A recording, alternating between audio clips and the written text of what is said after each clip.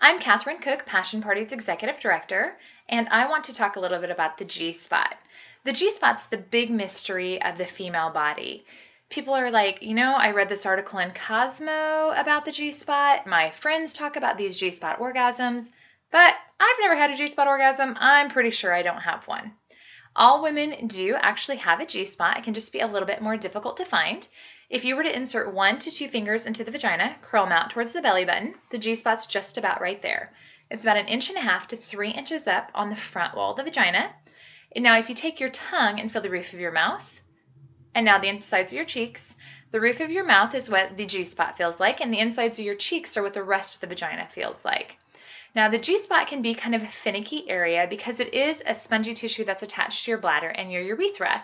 So when it's aroused, it swells and it puts pressure on the bladder and the urethra, which is where a lot of women get really uncomfortable. They're like, stop, I have to go to the restroom right now. You can actually work through that pressure sensation to have the most intense orgasm of your life. The G-spot leads to a much more whole body consuming orgasm, the kind of orgasm that can leave your knees weak, it can make your eyes roll back in your head, angels sing. Completely different than a clitoral orgasm. And clitoral orgasms are great. Don't forget about those. I mean, that is the only reason you have a clitoris, after all, is for pleasure.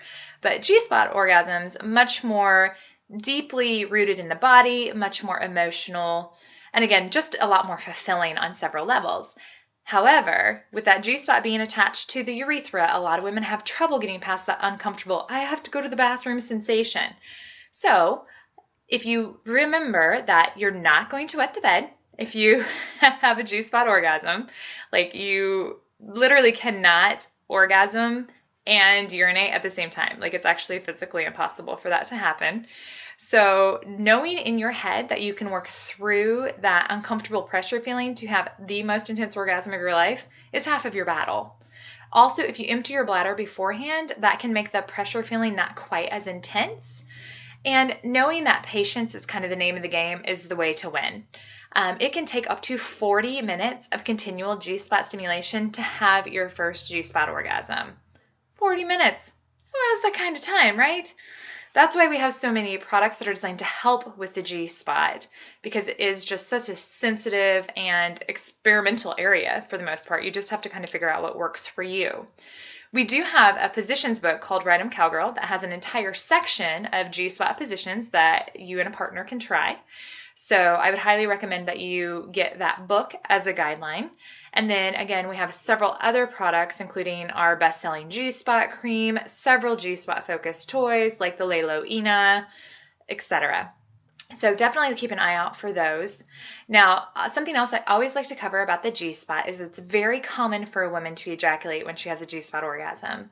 Now, when a man ejaculates, that's 1 teaspoon to 1 tablespoon. When a woman ejaculates, well, we do it better. It's 1 cup to 1 quart of fluid.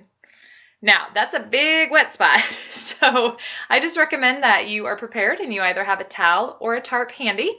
And of course, if you have a tarp, that means your partner knows you're in it for business. So again, the G-spot area, very finicky, so just practice and patience.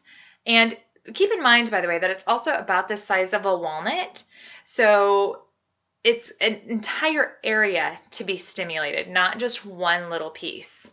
So again, I highly recommend that you research books like Ride 'em Cowgirl and our best-selling G-spot cream and some of our G-spot focused toys like Lalo Ina, the Genie, the Deluxe Dolphin, and there are several others as well. Feel free to certainly message me or call me for recommendations.